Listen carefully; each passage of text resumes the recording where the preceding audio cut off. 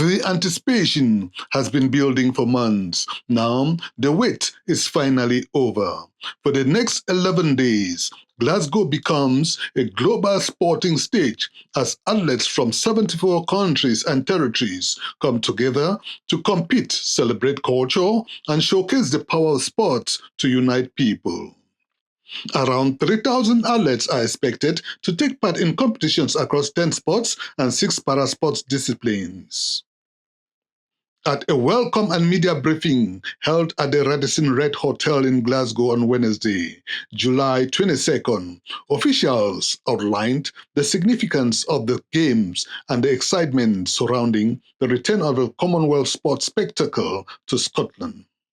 But on behalf of Commonwealth Sport, I would like first of all to thank each and all of you for joining us here this evening to celebrate what you do for sports and Commonwealth sport.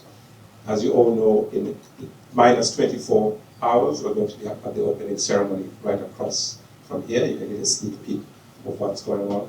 So we'd like to say thank you for the stories that you tell, because what you do actually amplifies both on and off the field what the 3,000 athletes, most of whom have been preparing for 4 years, are going to be doing over the next 11 days of brilliant sport. I would like to thank Phil and George, who have kept their word, because the weather has been absolutely brilliant. I don't know how long it will last. I don't know if any of you has the inside scoop on the breaking news as to how long this is going to last. But a big thank you for what you do in telling the stories, amplifying all the journeys of the various athletes. A big thank you to TNT and HBO Max for hosting us. We can put our hands together because they are hosting this event. So a big thank you to them. As we all know, we are going to be starting our program tomorrow. These are reimagined games, 10 sports over 4 venues, 11 days of brilliant sport. These are reimagined games, so no questions about whether this is a small program, big program. I'm not taking any questions. All those will be answered after midnight tonight. So it's just a reimagined games, smarter, sustainable, and in many ways, Glasgow saved the games. It's a transition from here into the next phase of Commonwealth sport. We'll be going to Malta in 27. We'll then be looking to India in 2030. And 2034, we're going to see a lot of expression of interest. Those of you who were at the ministers' meeting, you saw the enthusiasm with which several ministers are clamoring to host the games. So it's definitely very clear that the games are going to be here for the next 100 years. So any of you who ask me that question again, yes, the games are going to be here for the next 100 years. They will outlive most of us in this room, maybe save for Katie, who is still 16, so you might be here in the next 100 years. But overall, we thank you for what you do. We look forward to 11 days of brilliant sport. We look forward to engaging with all of you in your respective roles that you'll be playing to amplify the stories. And let's get behind the game. So thank you very much, and I wish you all a very good evening. Among those attending the briefing were journalists from across Africa, including Kenya and Ghana. Their presence reflects the growing interest in the games across the continent, where sports continues to unite communities and inspire millions of fans. My name is Bill Ishen, sports journalist from Ghana. I'm here at the Commonwealth Games to cover Team Ghana. Now, Team Ghana has 40 athletes who will be competing in 9 disciplines. Some of the disciplines include athletics and boxing.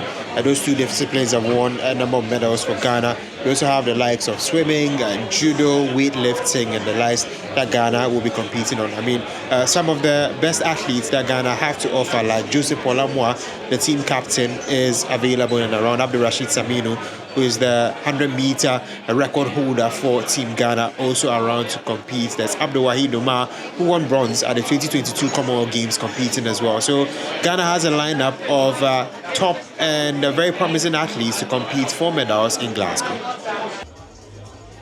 As the athletes prepare to compete for national pride and Commonwealth glory, Africans living in Glasgow and surrounding areas are being encouraged to come out. We caught up with Miss Africa Scotland, who is calling on the African community to rally behind the athletes representing their countries. My name is Joanne Maria, the title holder of Miss Africa Scotland 2025. And today we are here for the global media reception for the Commonwealth Games. And for the next 11 days, I'm calling on the African community to come out and cheer on all the African flags up there. So let's see what the Commonwealth has in store for us, but show out your numbers, come and support your community. So I hope to see you there. With the opening of the Glasgow 2026 Commonwealth Games now on the way, the competition for medals is officially on. African nations will be hoping to make their mark on the global stage, with fans watching closely to see which country will emerge as the continent's top medal winner. For the fans, it is about national pride. For the athletes, it is about preparation, determination, and performance. And for Glasgow, the next 11 days promise an unforgettable celebration of sports, culture, and unity.